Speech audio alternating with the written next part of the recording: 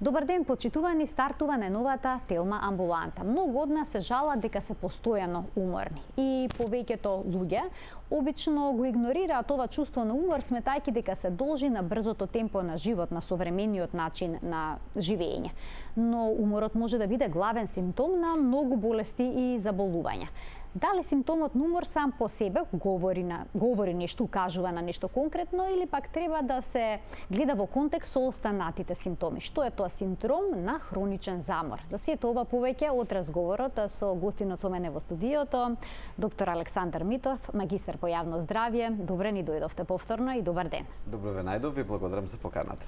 Зошто некои луѓе имаат постојано чувство на умор? На што се должи тоа? Тоа е доста комплексно прашање.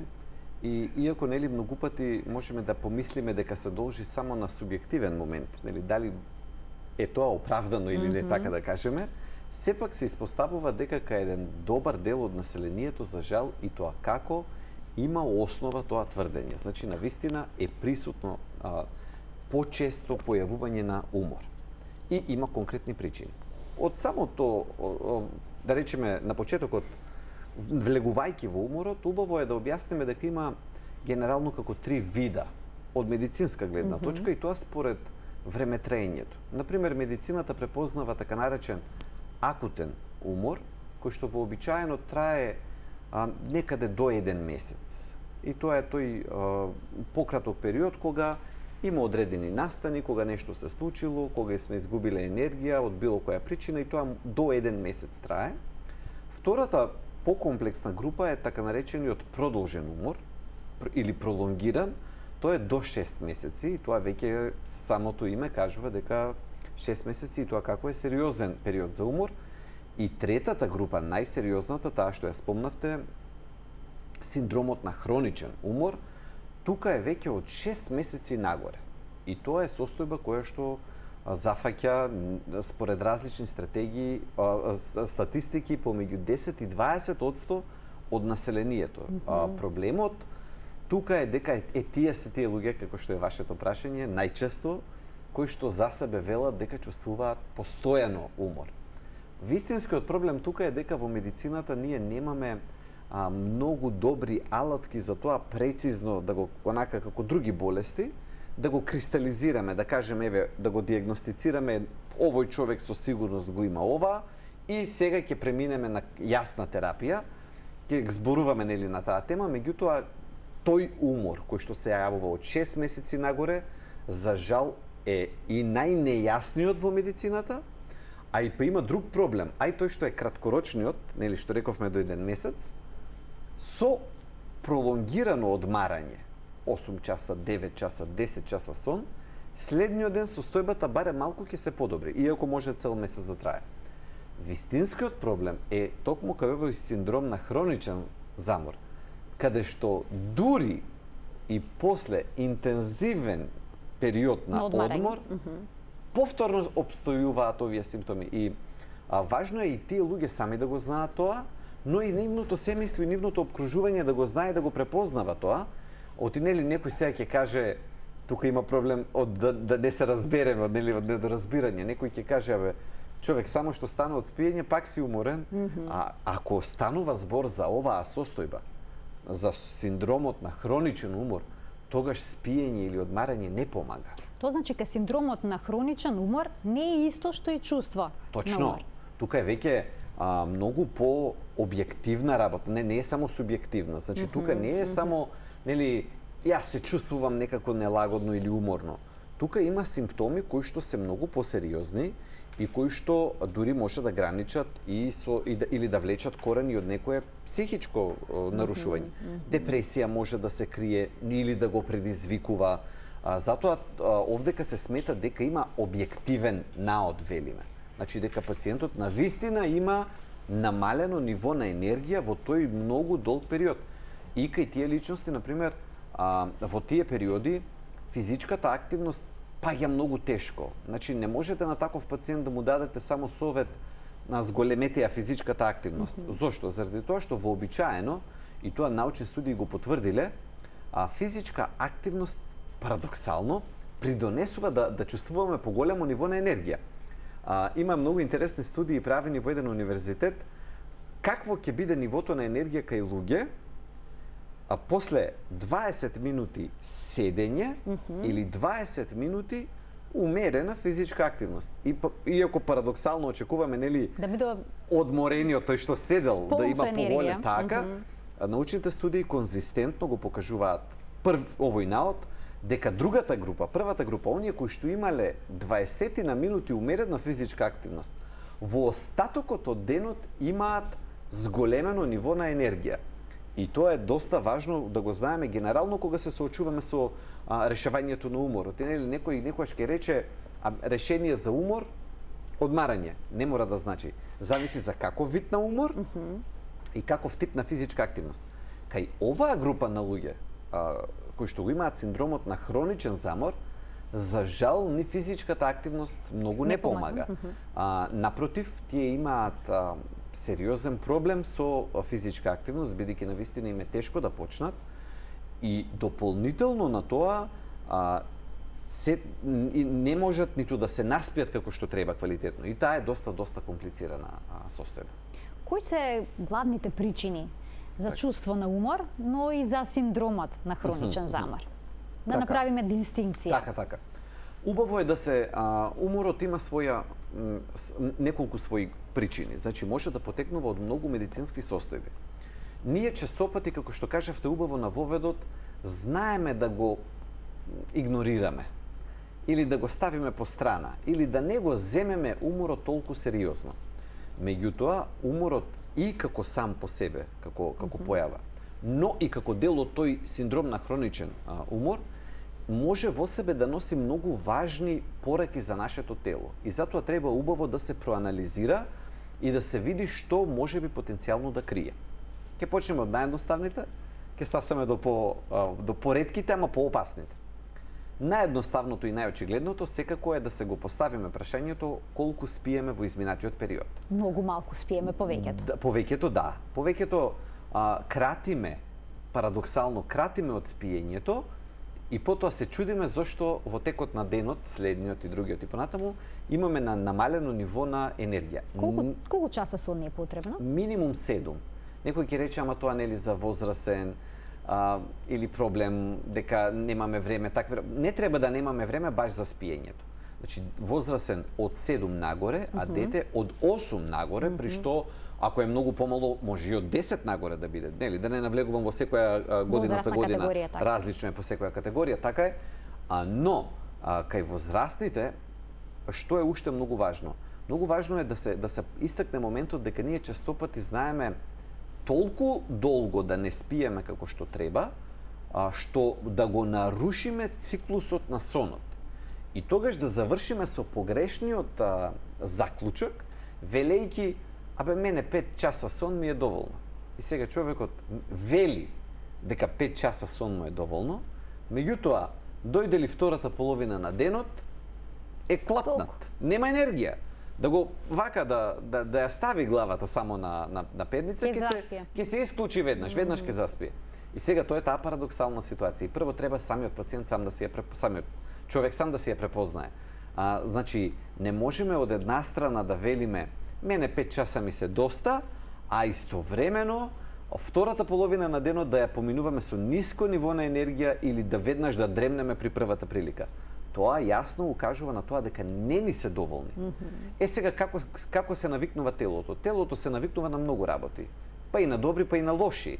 И намаленото спиење, некој ќе каже, ама јас се будам. Да, и тоа може да биде издресирано. Впрочем, враќањето назад во квалитетно спиење не е едноставен процес. Значи, ако ние со години сме го нарушиле спиењето, не значи дека ај сега ќе си легнам 1 час порано и толку ќе го решам проблемот. Тоа ќе подразбира постепено враќање, например, ако сме се навикнале на неправилен начин 5 часа да спиеме. Ние ќе треба постепено да го шириме сонот и повторно да се враќаме назад. Да се промени биоритмот. Да го менуваме биоритмот, да почнеме по половина час наназад. Например, ако сме се навикнале во 2 да легнуваме, во 7 да стануваме, ние не можеме ни да легнеме во 11 и да кажеме еве лежам, ама еве не оди, не спием. Нормално дека нема да оди. Ќе одиме прво во 1,5, па една недела ќе оди тоа, па во еден часот, па една недела ќе биде така, додека да успееме да го вратиме сонот назад во ред. И тоа е многу важно да го разберат луѓето дека рушењето на сонот е процес, но и враќањето на сонот назад исто е процес. Друго, често пати, тоа е веќе сега надвор од мојата област во медицината, тоа е кај колегите психијатри, кога драматично е веќе нарушен сонот и кога се појавува несоница, не случајно постои терапија за тој тип на работи. Значи, сакам да речем дека кај некои пациенти дури ни со самиот така наречен диететски режим или хигиена на сонот или пазење на сонот, нема ниту да се постигне ефектот. Кај некои пациенти ќе треба, за жал, тоа е тоа, значи ќе треба и терапија да се воведе и одреден период да се тера, со цел да се воспостави повторно ритмот на сонот. Така што убаво е да се потсетиме на тоа. Иако нели некој ќе каже, тоа е природна работа, ќе си легнам, ќе заспиам, меѓутоа еднаш штом се наруши циклусот на сонот, треба време за да го воспоставиме повторно. Значи, доколку долго време сме будни и не можеме да заспиеме, само да бидеме упорни и постепено да додаваме по некоја минута, односно час. Ете, по половина. Тоа е првата група. Значи, со сите тие нарушувања на сонот кои што предизвикуваат да имаме умор, без разлика од кој вид од овие три наброени. Другата група е дека можеме да имаме некои нарушување полесно во телото. Например, еве, ако анемијата ја сметаме во полесните, таа може да даде појава на умор, дури луѓето и така да ја препознаат по чувството на умор. Следно, може да дојде до нарушување на одредени хормони. Например, тироидните хормони, ако не се добро балансирани, може да се појави, особено ако имаме една јасна хипотиреоза, паднати тироидните хормони. Тироидните хормони се носителите на метаболизмот во нашето тело и тогаш кај пациент кој што се јавува таков упорен умор, велат не можат од кревет да станат. Точно, таму е особено така. Треба да се помисли и на тоа. Значи, едната е првото нешто што треба да се праша човек е како спијам. Второто е можеби да се провери крвта во делот каква е состојбата не на железото, туку на хемоглобинот. Да, нели сме збореле на тие теми. Третата категорија е да се види каква е состојбата на тироидните хормони. Понатаму има и многу покомплексни медицински состојби. Не само физички, туку и ментални. Например, една депресија ќе знае да даде такво чувство на умор. Тогаш ако ги правиме сите овие анализи, без да се сетиме, да провериме, дека да се поразговара со пациентот и да види каква е неговата општа ментална психичка состојба, како се чувства пациентот, тогаш можеби да го испуштиме сето тоа. И конечно, ако ништо од овде не најдеме некоја причина, а сепак може да има умор, тогаш веќе ја вклучуваме веројатноста дека можеби станува збор за тоа што го спомнавме, тој синдром на хроничен умор. За жал, кај него има една листа од 8 симптоми, како и сите синдроми, нели? Синдром не е болест, туку е збир на симптоми. Се во медицината што се нарекува синдром е тоа. И синдромот треба од тие 8 да бидат барем 4, а сите се општи.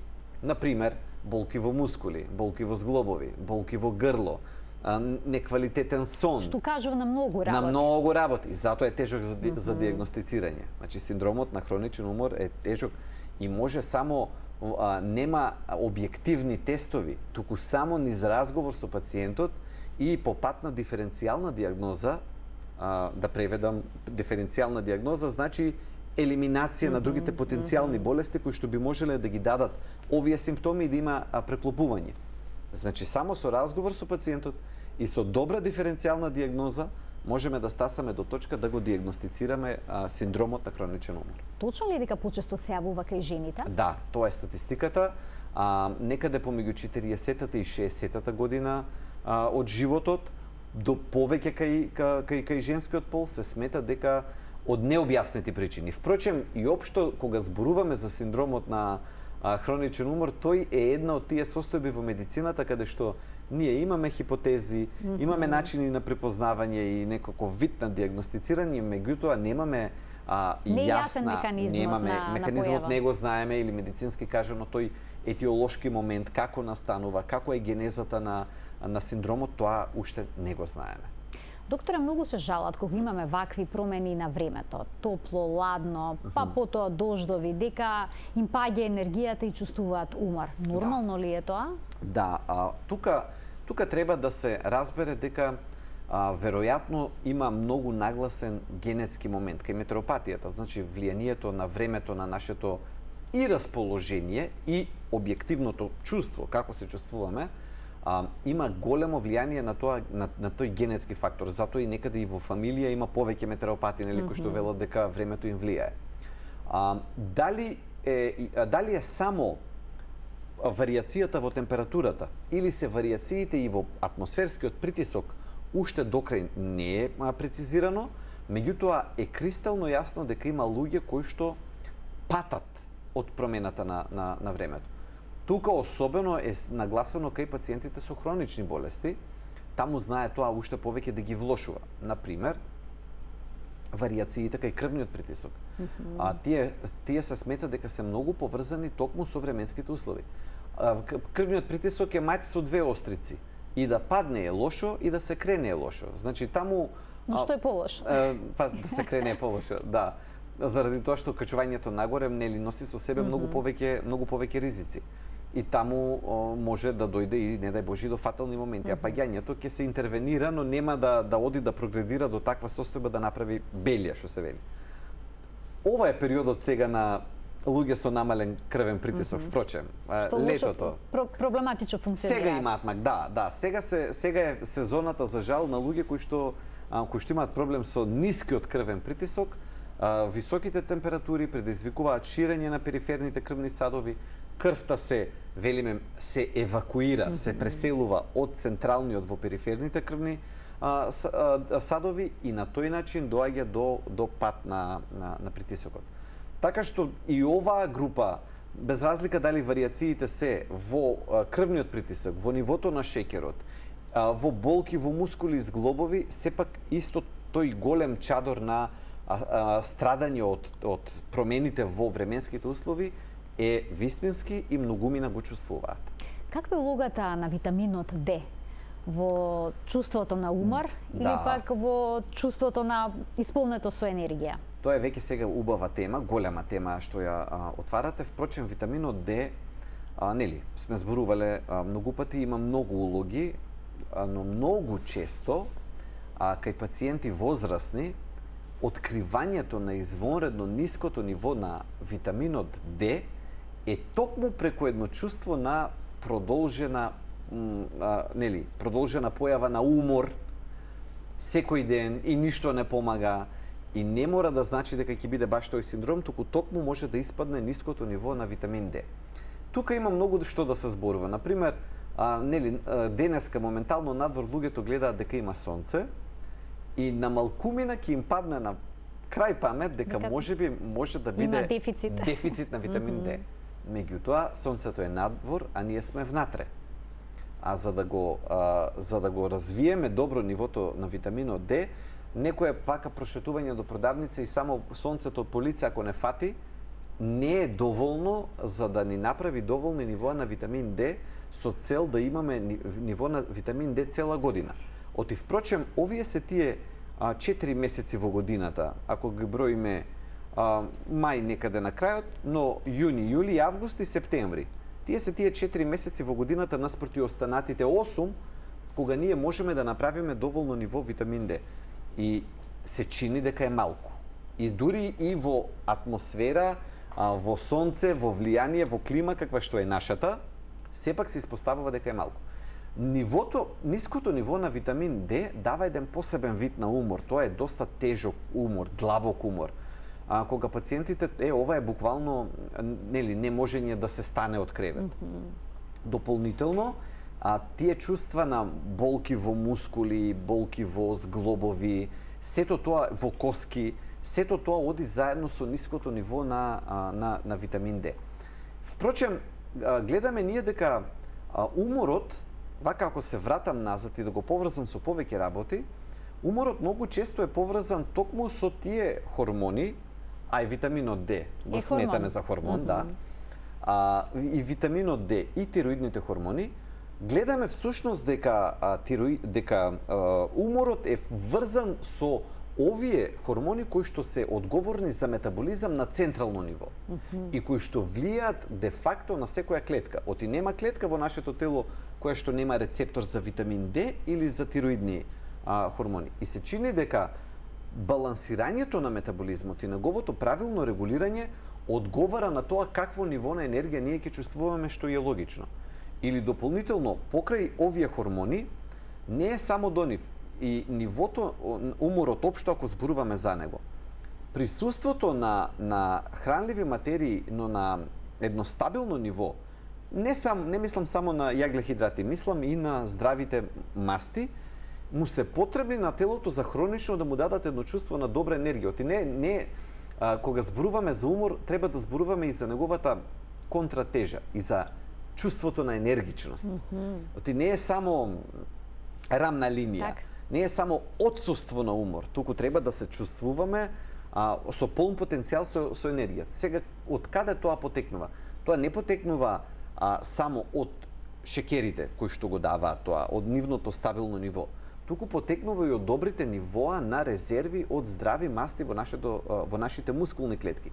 Дури тогаш нашето тело има чувство на како да речеме, на пополнети резерви, и тоа се манифестира во едно генерализирано чувство на енергија.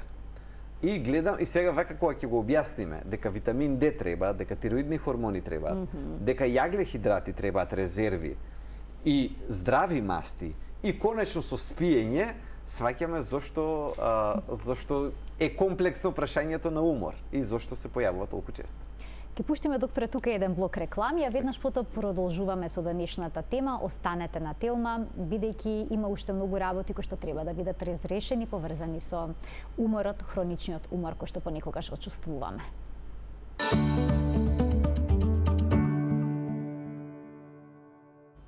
Денеска во Телма амбуланта зборуваме за чувството на умор, но и за синдромот на хроничен замор со доктор Александар Митов, магистар по јавно здравје. Докторе, можеме ли нешто на природен начин да направиме за да си го подобриме, за да си ја подобриме состојбата, но пред да ни дадете одговор, само да ги поканам гледачите од овој момент да се вклучат во програма со нивни прашања на телефонскиот број 0230766677. Сигурна сум дека ќе имаат интерес за темата. Значи, што можеме на природен начин да направиме за да си помогнеме? Треба тука да се расчисти, например, кога има потреба од повеќе енергија. Без разлика дали имаме некој од овие синдроми на умор или немаме, а едноставно ни треба повеќе енергија. Има природни начини, но треба да бидеме особено внимателни со неприродните. Значи, нив да ги исклучам, па ќе преминеме на природните. Постојат многу така наречени енергетски пијавоци, кои што особено јас не ги препорачувам за кај младите, а кај младите се чини дека за жал се прилично популарни. Да.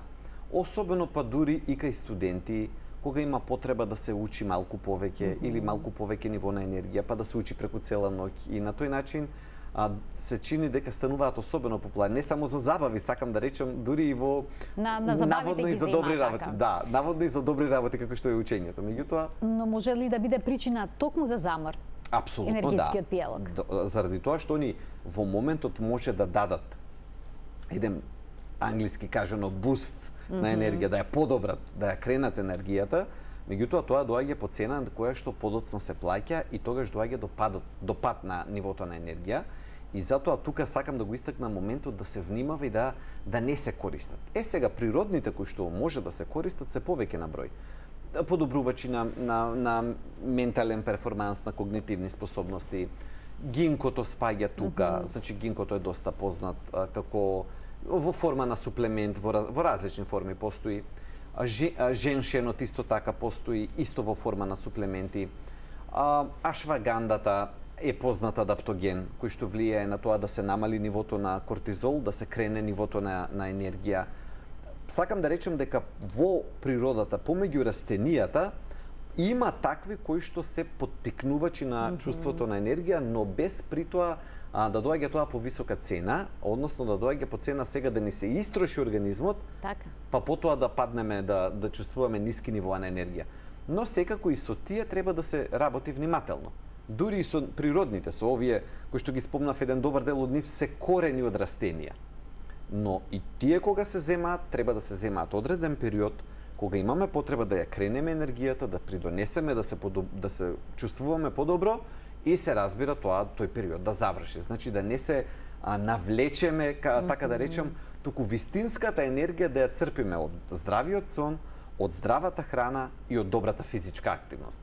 Значи, тие три треба да бидат носителите на таа антиумор стратегија и што треба да правиме. А во извонредни случаеви кога имаме потреба, секако можеме да си помогнеме и со овие природни растителни производи.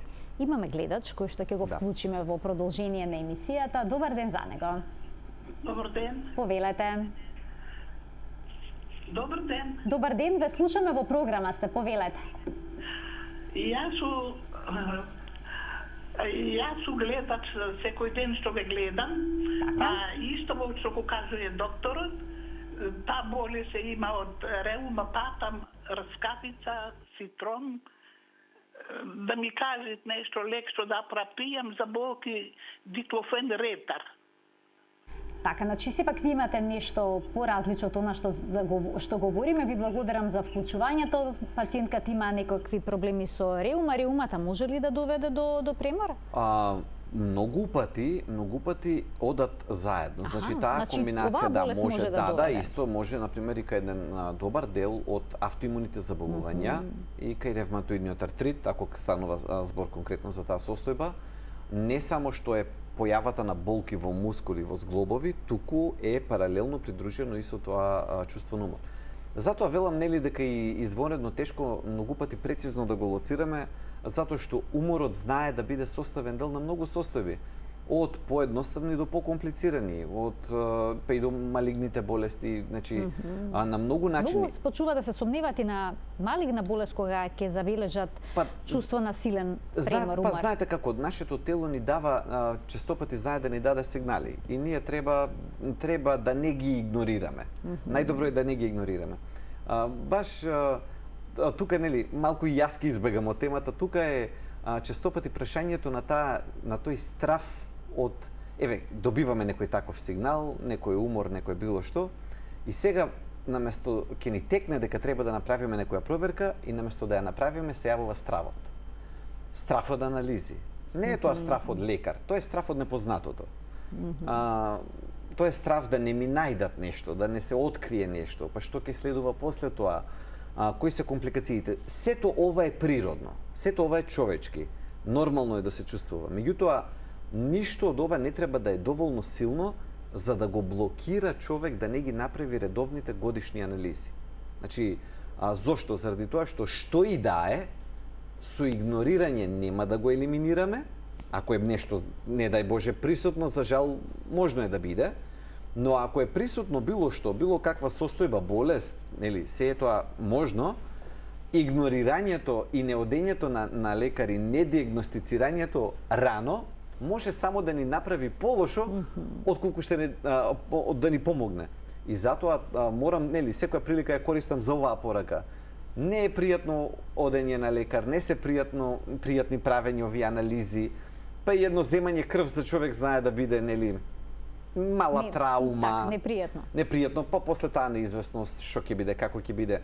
Но, овој дел треба да го преминеме мислејќи дека подобро сега да пројдеме низ некоја мала непријатност, па да се осигураме дека е во ред, дека е добра состојбата, дека сме здрави, или ако не дај Боже нешто е присутно да се диагностицира порано, отколку да ги туркаме тие работи, да ги оставаме и на крајта, ако се соочиме со нив, да бидат многу покомплицирани. Нема нели гаранции во животот, не го збориме ние тоа, зборуваме, затоа медицината, овој дел на медицината е тешок да се разбере бидејќи зборуваме со веројатности. А зборувањето во веројатности само по себе е магливо и нејасно баш за сваќање, и ако сака човек да го одбегне, лесно може да го одбегне. Оти зборуваме во веројатности. Но сепак, како и да е, редовните прегледи, ако се појави некој чувство на умор, необјасниво. Нели, нека не ни биде доволна емисијата сега само за да кажеме мене тоа ми е мене, нели? Да не се само диагностицираме, туку нека биде и еден поттик да не крие тој умор нешто, па да отидеме да направиме анализи и чисто да се смириме. Така, имаме гледач на линија. Така. Добар ден. Добар ден. Повелете. Имам прашање за гостинот. Ве почитувам, доктор, ги следам вашите настапи на телевизија редовно и еден голем поздрав за вас. Благодарам. Прашањето ми е следно. Јас сум мајка на 2 мали деца, слабо спиам. Периодот додека малку попораснат, нели, ќе нема доволно време за спиење, па еден совет за мајките кои што имаат многу обврски, треба да имаат енергија во денот, а немаат време за доволно сон. Дали може би преку исхраната или некаков, може би додаток природен во исхраната, дојам да напоменам, би можело да се подобри енергетското ниво. Да. Ви благодарам за вклучувањето, ова е одлично прашање. Да. Таа за мајките, младите мајки, воопшто родителите во првите години од раѓањето на нивните деца Така е. се постојано уморни. Точно е тоа и тоа е една од жртвите кои што ние ја правиме за нашите деца. И тука не можам да дадам некој блескав совет заради тоа што и самиот кога би го знаел, би го правел и за себе, Би го применувале, и би го така, применувале и за себе и за три сопругата. деца и Да, со- така и е, со така е. бебе. Да, тука е тоа е тоа. Најмалото е бебе. Да, значи, Колку месеци? Малиот и 2 месеци, нема ни 3, така што Уморен ли сте, доктор? Па релативно да.